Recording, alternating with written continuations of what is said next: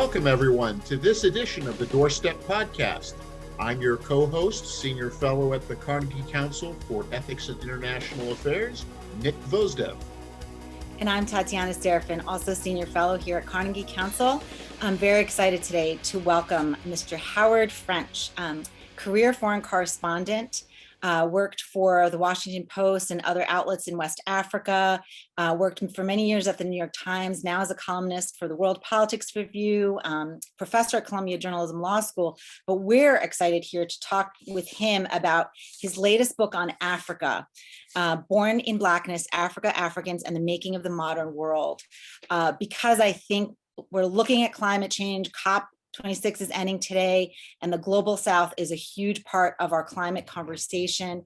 And Mr. French spoke with us today. In a few minutes, we're going to hear more from him about what that means and about what the global North owes the global South. And we are so excited to have him and to look at the issues in different ways and maybe ahead. Sometimes, Nick, do you think of the news? Our last conversation, literally only a couple of weeks ago, where we spoke about what's going on in Latin America, is now all over the front page of the Times, as is the crisis between Poland and Belarus. So I do think that we are looking at issues because we're able to reflect on them with our team here at Carnegie Council. We welcome our audience to send us your ideas and what you're seeing around the world. And here's something I'd like to ask you in particular, Nick, about before we talk to Mr. French. Xi Jinping, a living historical figure. He has named himself a living historical figure today with the new resolution, changing history a little bit. What do you think about this idea of changing history and making yourself a god?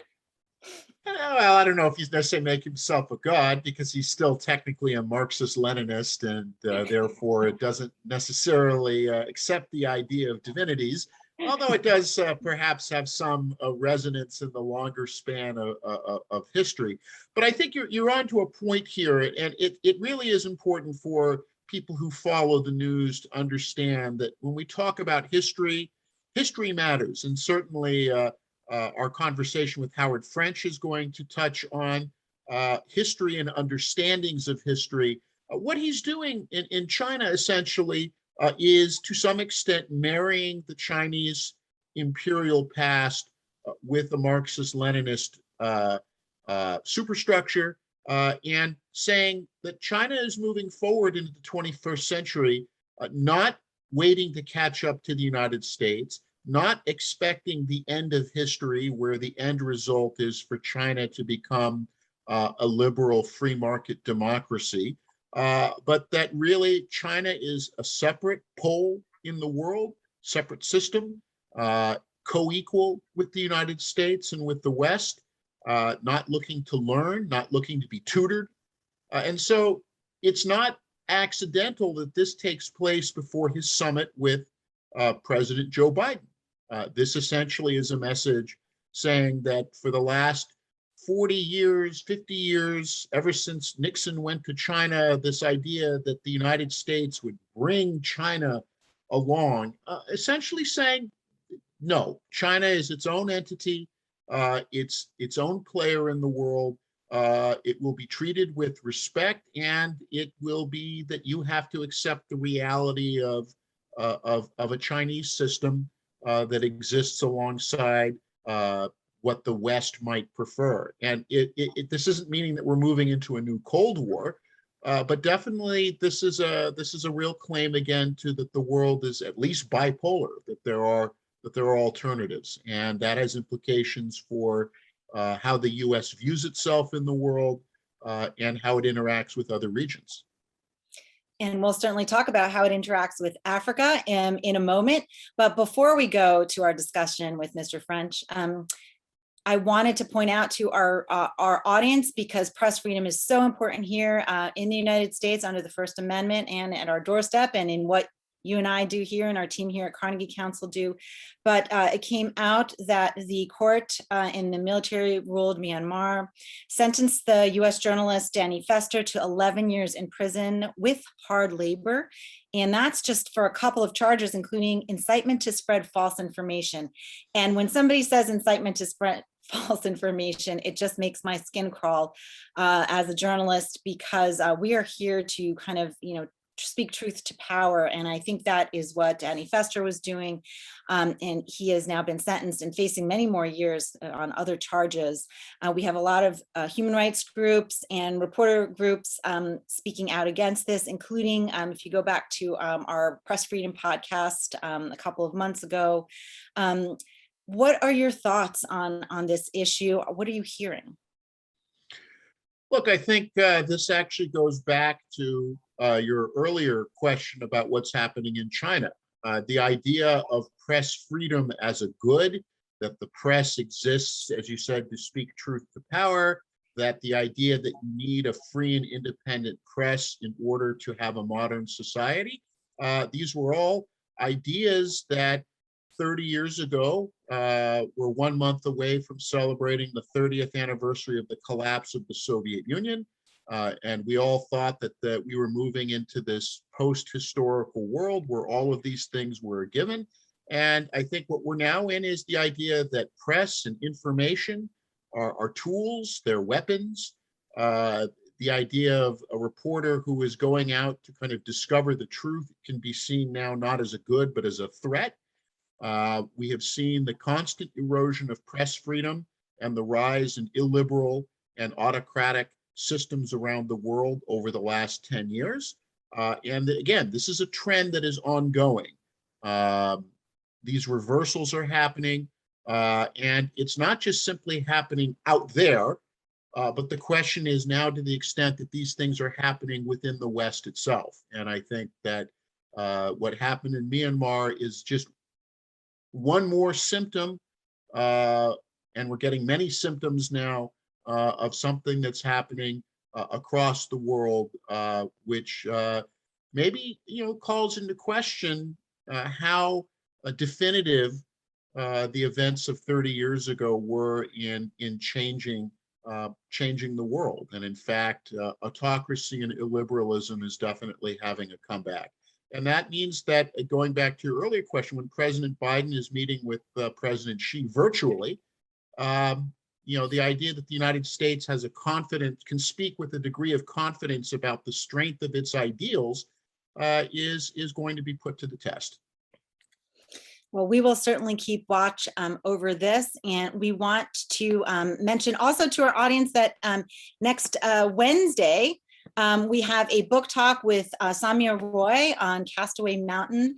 So please do join us for our book talk looking at another climate issue, waste, our waste. What are we doing with it? And now let's talk to Mr. French. Thank you so much for joining us, Mr. French. We're so excited to have you today. Of all days in particular, it's the last day of COP26.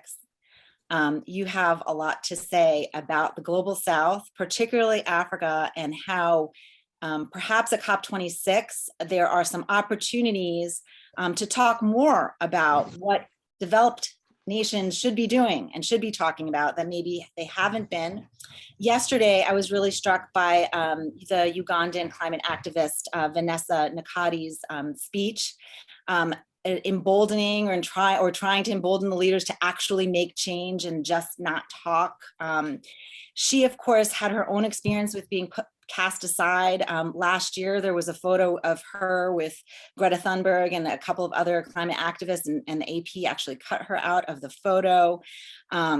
And she said, there's not just me, but many activists from the global South who have been sidelined. And you speak a lot about this sidelining of the global South. And I think her experience, and I think we need to talk more about the Vanessa Nakadis of the world and Uganda's place in the climate The other thing I'll say to lead into your response is the New York Times put together a really interesting graphic today. I don't know if you got a chance to see it, about who has the most historical responsibility for climate change. And you write also a lot about historical responsibility in your new book, Born in Blackness, Africa, Africans, and the Making of the Modern World. And so really showing how the developed nations have produced so much, and they're asking developing countries to give too much, I think. So, and today I know COP is trying to deal with these issues. How can we find some solutions? How would you rate their efforts? How's COP26 doing in your point of view? I hesitate to credit their efforts very enthusiastically. And the reason for that is that I don't think that history has been taken very deeply into account here. And I also don't think that our future prospects as a species, demographically speaking, have also been taken into account very seriously. The rich nations of the world, the rich and powerful nations of the world, have a kind of are settling into a habit of kind of paying symbolic attention to inclusion and trying to fit, however awkwardly and unsuccessfully in the example you just gave us, Africans and other members of the global South into the picture, so to speak, of the discussion of climate change. I would make a couple of arguments. One of them is that, and this is an argument I make at great length in my book, that the very industrialization of the West, in fact, the very creation of the West, if we consider the West to be a sort of condominium that exists between especially Anglophone North America and Western Europe, this product, this entity was created on the basis of forced labor, otherwise known as slavery.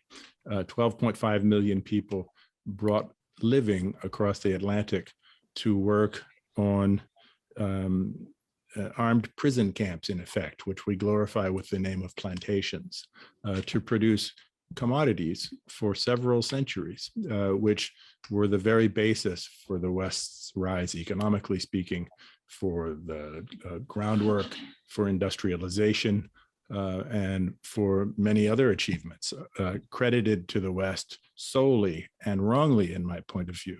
And so Africa in particular is regarded as a fringe player, or something you have to pay kind of maybe symbolic attention for political correctness' sake in these kinds of discussions.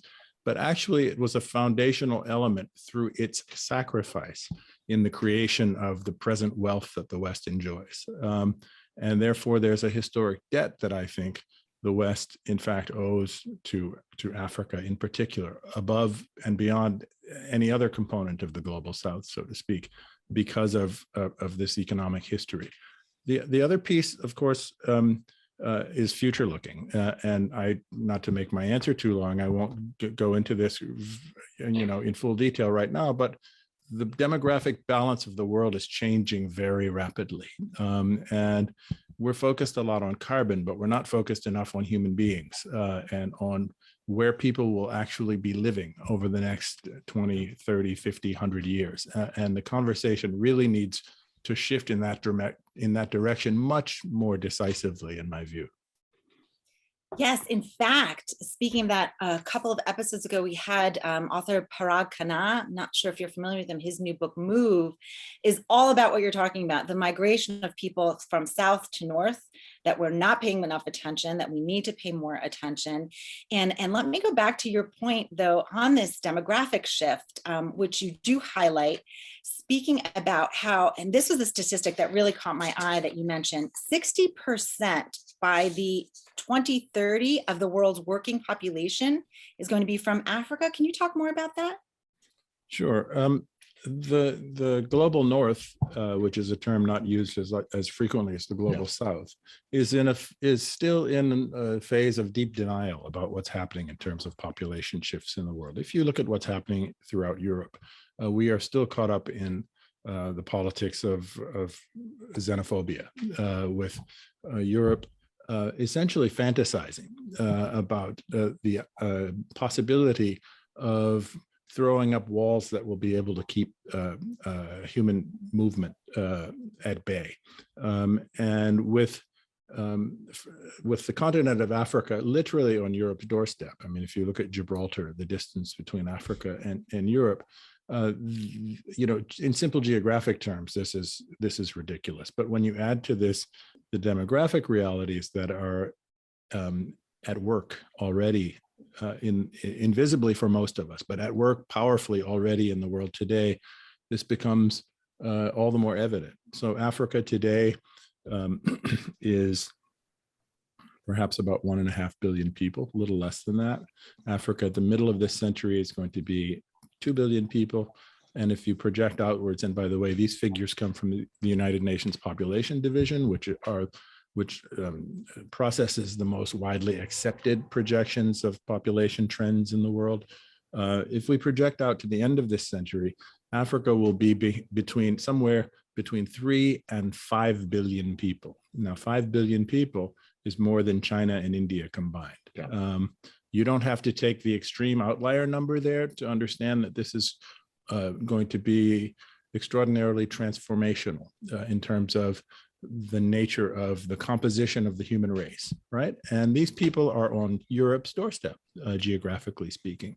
And Europe and the West more broadly, I'm just going to speak to the West for a second, and then I'll speak about the global stakes here. But in the first instance, Europe and the West more broadly have a stark choice.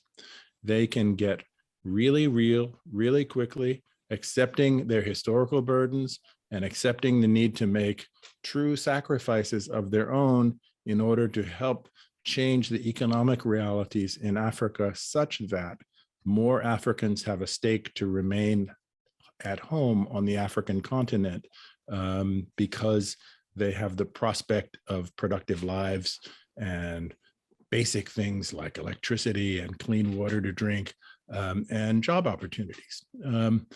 Or if Europe takes a too selfish approach, cutting off their nose to spite their face, Europe will see in the coming decades an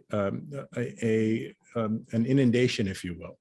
And I don't say this because I think that I don't want to sort of dwell right now on the racial aspects of this.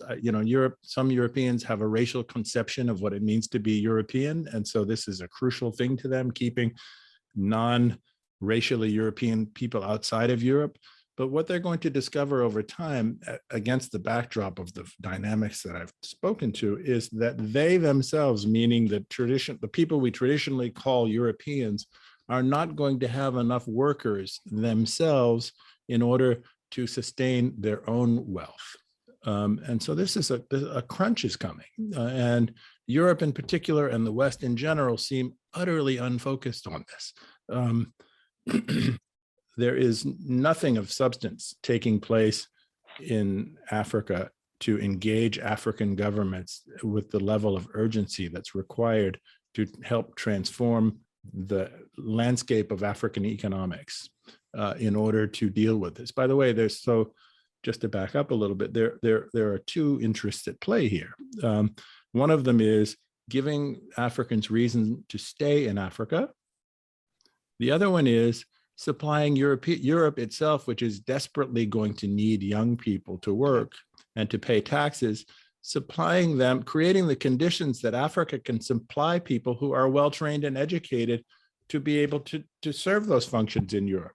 That requires a social transformation, Europeans realizing that they cannot sustain this racial idea of Europe, but it also requires a commitment to investing in Africa in things like education and social services that will help socialize Africans in ways that make African migration to Europe much more constructive for Europe's own needs. So one of them is about helping Africa for the purposes of Africa, and another one is helping Africa for the purposes of Europe. And we're just completely unfocused on that at this stage.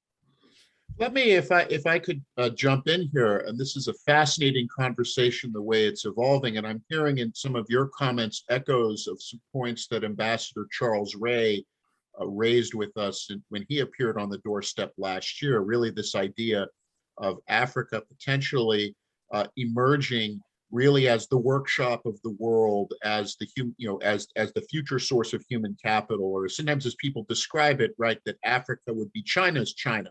What China did for as the workshop of the world in the 90s and the 2000s, the African continent is poised to do.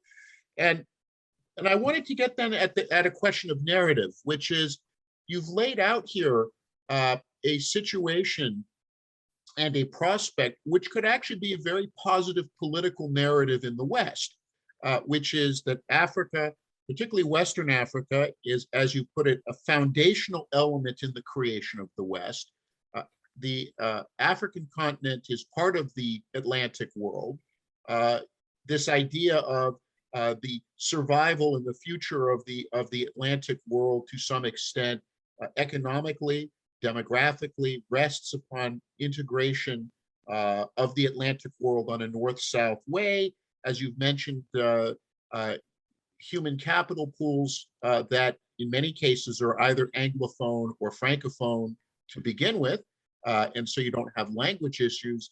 Why is it that you think that this kind of vision of an expanded Atlantic community, the United States, Europe, Western and Southern Africa, and then, by the way, bringing in the Caribbean as well into this, as you noted, and particularly as you noted in your most recent book about the importance of the Caribbean aspect of this. Why is this a difficult narrative? And perhaps does this really come down to looking squarely in the face the racial question, which is that there's an unwillingness of policymakers in Europe and the United States to really think of Africa as a continent, as a charter member of the Atlantic community?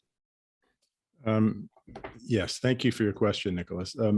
So I think race is an inescapable element in this conversation, and the West, historically speaking and presently, has a race problem. And I'm not wielding the word that makes so many people so uncomfortable, saying that they are being racist, but they're being racialist. Yeah. And I referred to this earlier when I spoke to Europe. I said that there are large numbers of Europeans who have a racial vision of what it means to be European, and this is anachronistic, actually.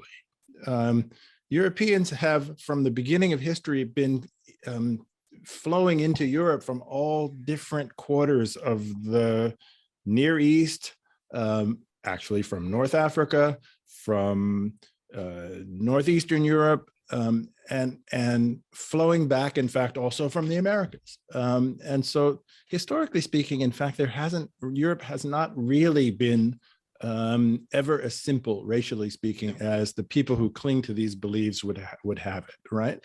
But the other element of this beyond the racialism piece, which just needs to be dealt with, it really needs to be confronted, and some European politicians are going to have to find the courage, politically speaking, to do so. And up until this moment, this present moment of our conversation, I have trouble finding prominent European politicians who actually have the voice for this or the courage for this, right? The other piece of this is selfishness. So Europe and the United States came together to form this thing that I'm calling the West, and they enjoyed unprecedented prosperity for a long run of history on the basis of the exploitation of African labor and African resources. And that debt has never really been looked at squarely in the face. However, as Europeans got very, very rich, and as Americans got very, very rich, they sort of began to engage the selfish reflex of the pie being something that shouldn't be divided, instead of thinking about tapping human resources in ways that continue to enhance and to multiply the prospects of their peoples and to increase wealth, to sort of create a greater good by constantly bringing in more people. In the case of the United States, this is particularly ironic. I know European history in this regard a little less well, but it is very clear that with each wave of immigration, the United States has gotten richer.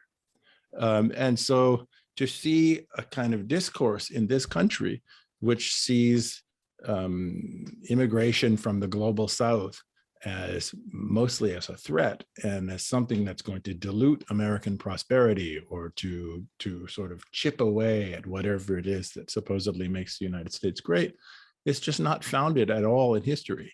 And I would add to that the fact that as a group, Africans in recent decades have had among the very highest levels of educational attainment of any immigrant group in the country. Now, the stereotype is that Chinese and that Indians come here and they prosper and they do very well and they, get lots of graduate degrees and they end up in high-end jobs. Africans have been brought in smaller numbers, but they have done just as well as East Asians and as South Asians, but this gets no attention. And the reason that it gets no attention, I think, throws us back to this notion of racialism, that it doesn't, because this doesn't fit our mental models about, different types of minorities. We can't accommodate the thought, but we've got to get over that, because Africa, as Tatiana's question stated a few minutes ago, is going to constitute 60% of the working age population of the world a decade from now. Pause, repeat, a decade from now. Africans are going to constitute 60% of the working age population of the world. You have a choice. Either you deprive yourself of access to many of the biggest single piece of the working age population of the world, or you say, let me be proactive about engaging that population in ways that help myself, but also along the way, help them. The discourse in Europe and in the United States in the anti-immigration world is, why should we spend our wealth to help those people? Like, why do we have to give them money? Why do we have to invest over there? Let them sort their own problems out. They are going to help you sort your problem out. And even if you don't realize it today, 5 or 10 years from now, you're going to realize it in a much more emergent and even painful way. So get ahead of the problem, get over the racialism, understand that human beings are human beings, that we all have the same potentials. There's no such thing as a model minority. There's such a thing as opportunity. And when you give opportunity, equal opportunity to people of different backgrounds, history shows that they do roughly more or less equally with that opportunity. We need to absorb that lesson, and we need to come to terms with this. And we have a chance. We have a few years to begin to turn this conversation around and to try to be proactive instead of reactive. I mean, I think we've started or trying to start to have the conversation here in the U.S., at least with the 1619 project, which kind of takes a hard look at how what you're doing in your book for the U.S. and how much and where did the U.S. wealth begin and originate from, when the first enslaved person stepped on the shore of the English colonies here in the U.S. And I think that's caused a hard look and hard conversations that people are not comfortable having here in the US at all. And we're seeing a lot of opposition to that. But I think, to your point though, do you think on a broader level that, the Biden administration can take this doorstep issue of trying to deal with, immigration and looking at our past and trying to fix problems? Do you think they have enough support to make changes and to create new policies for Africa? We have Secretary Blinken going out to Africa next week, in fact. So we're ahead, our conversation is ahead of his visit, supposed to be making some big speech about Biden's policy in Africa. Do you see a change, a shift, a change in narrative? Two things. One of them, I think the United States is vastly under invested, diplomatically speaking, in Africa. So it's great that Blinken's going to Africa. Blinken's going to Africa toward the end of the first year of Biden's presidency, right? Compare this to China, which was invoked earlier in our conversations. Every year, either prior to COVID, for many years, either the Chinese premier or the Chinese chairman, meaning the equivalent of our president, has made a multi-country trip to Africa every single year. And every single year, high-level delegations of members of what's called the State Council, which is basically the cabinet, go to Africa. Multiple members every single year. The United States has no equivalent level of engagement with the African continent. And until it does, it's this, the dynamics of the situation as we've been discussing it are not going to change. When the United States gets around to visiting or to engaging with Africa, it typically bundles a lot of African leaders into a room and says, okay, here's our thing. We've just met with Africa, right? It doesn't even give African countries the respect of treating them on an individual basis at a high level. And you give some kind of portmanteau speech where you throw the whole continent together, and it's more the feeling that you get, and certainly the feeling that Africans get, is that the Americans are taking kind of a checklist approach to the continent. Yes, so we know we have to do this once in a while, but it's never high on the agenda. And okay, check, there it goes. This is not going to suffice. Back to the other part of your question, though, is Biden's policy on immigration going to manage to kind of achieve the momentum that it requires? Here's the problem. You have roughly half of the American population which votes for the other party. And the other party in recent years has been consumed by a kind of zero-sum ideology, where if you turn on certain television networks or you read certain media that are popular in those circles, you will find, in fact, our previous president himself spoke in these terms, this kind of discourse that describes immigrants as basically a threat to America. And the way the threat is described is twofold. One of them is, again, racialist. They are not like the real Americans. That kind of phraseology is sometimes used. What does real Americans or traditional Americans mean? It's an indirect reference to whiteness, right? And so these people are going to come in and they're going to change the whiteness of our country. We're back to a conversation that is very similar to what I was saying about Europe earlier. But the other piece of this is the economic piece of that discourse, where if you tune into Tucker Carlson or people like that, they're basically saying to low income and low middle income white people in the audience that immigrants are coming to steal your jobs, that they're going to come take your work and you're going to end up poorer and addicted to drugs and in a dead end in life, and we're all going to go down the drain. Where in fact, the reality is that by increasing in a well-conceived, well-regulated way, but steadily our immigration inflows, we are actually assuring future prosperity for the country. We need younger people. The United States is fortunate not to be among the very fastest aging countries, but we are aging pretty fast ourselves. And we have these things called entitlements, which need to be paid for over time. And entitlements, Social Security and the like, are paid for by young people paying into the tax system. And the evidence shows that immigrants do a really good job paying taxes. And immigrants tend to skew toward young people. And you need young people to work in order to sustain the Social Security system, not just Social Security itself, but the whole system that underpins American prosperity and the economic security of people in every part of this country. And so as long as you have demagogues who are able to corral significant portions of the American electorate with these kinds of xenophobic ideas and economic horror, scaring them to death about their own prospects, it's going to be difficult to get a generous immigration bill passed. I mean, that's just the fact. We've been struggling to get immigration laws reforms passed already for several years now, and that's the basic reason. Because on the one hand, again, there's this racialist propaganda, and on the other hand, there's this scare them out of their wits economic propaganda.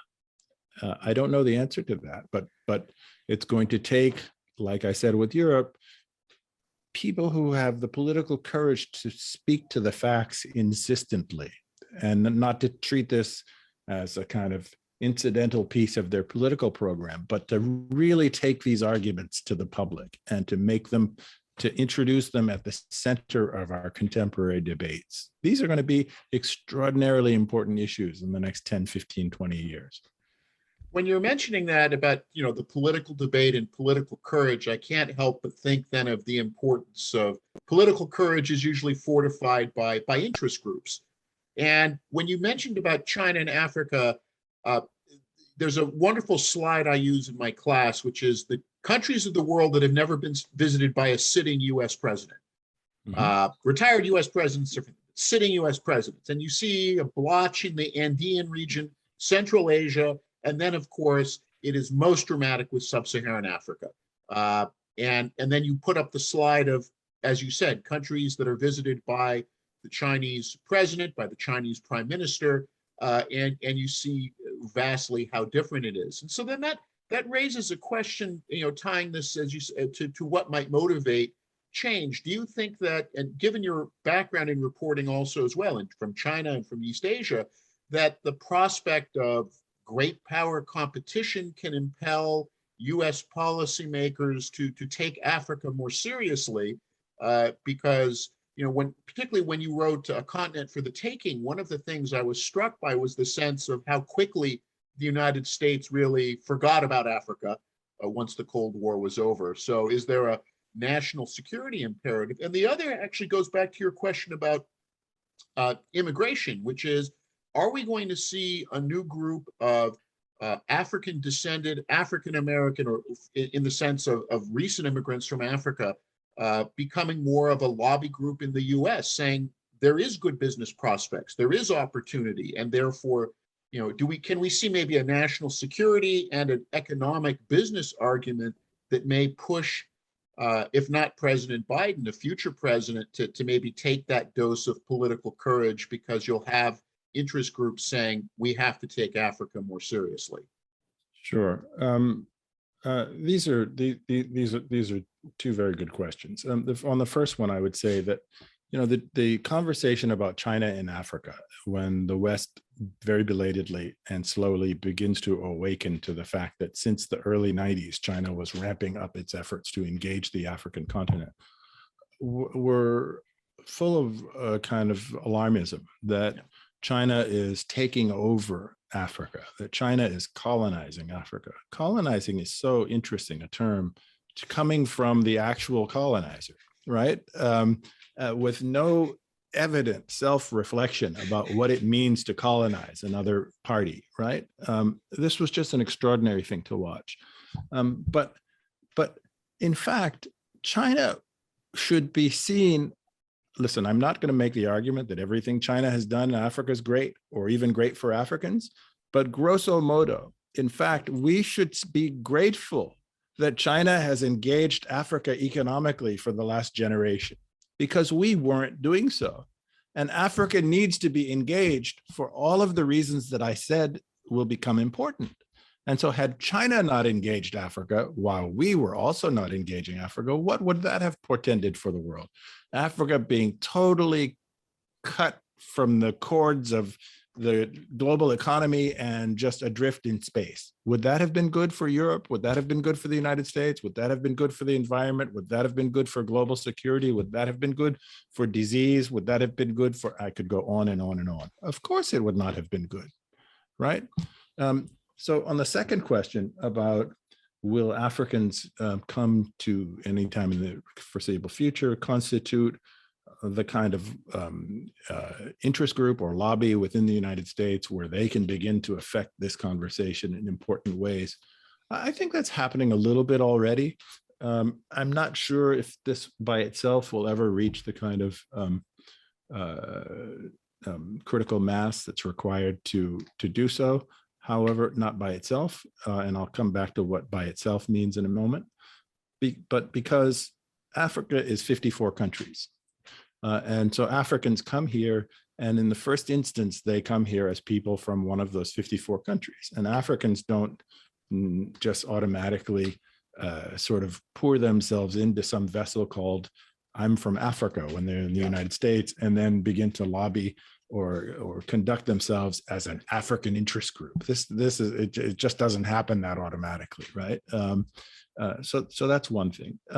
Where the greatest potential for this lies is also where the greatest hurdle lies. The greatest potential for this lies in forging stronger bonds between Africans and African Americans. And this has become historically challenging because the entire history of the United States has been aimed at preventing or discouraging African Americans from even thinking about themselves as Africans. Africa was, they were inculcated to believe that being as far away from Africa in skin color, in hairstyle, in physical appearance, in whatever other association you might like to mention, the furthest away you get from that, the better, right? And this has run very deep. Thankfully, this is less strong today than it was in my childhood, and less strong in my childhood than it was in a previous generation. But this is something that runs centuries deep and has its own kind of momentum and will take lots of work to overcome. But it's crippling. Africans and African Americans are a resource to each other that has not yet been realized, where African Americans can work harder. By the way, there were moments in the going back to the Truman and Eisenhower administrations when African Americans constituted a very important lobby on African policy at a time when, I'm going to use the R word now, when American foreign policy was truly racist, right? But that has largely faded. There was another moment sort of late in the apartheid era when African American lobby groups worked very hard to end apartheid. But by and large, these energies dissipate and have not been sustained, or sort of the momentum has not been maintained, right? We need these synergies to help do two things: to affect American policy toward Africa, and to affect the way Africans think of and engage with the United States. I am greatly looking forward to seeing how the Blinken's trip goes, if it does impact even a modicum of change. Because as you said, it did take almost a year before Biden addressed and sent an envoy to Africa. And hopefully some of our discussion today and some of your work is incremental and leads to bigger changes. And we hope to have you back to talk about these changes in the coming months. Thank you so much for your time today. Really enjoyed the conversation. Thank you. Thanks for listening to The Doorstep, sponsored by the Carnegie Council for Ethics in International Affairs. For more, go to carnegiecouncil.org. Stay healthy and safe.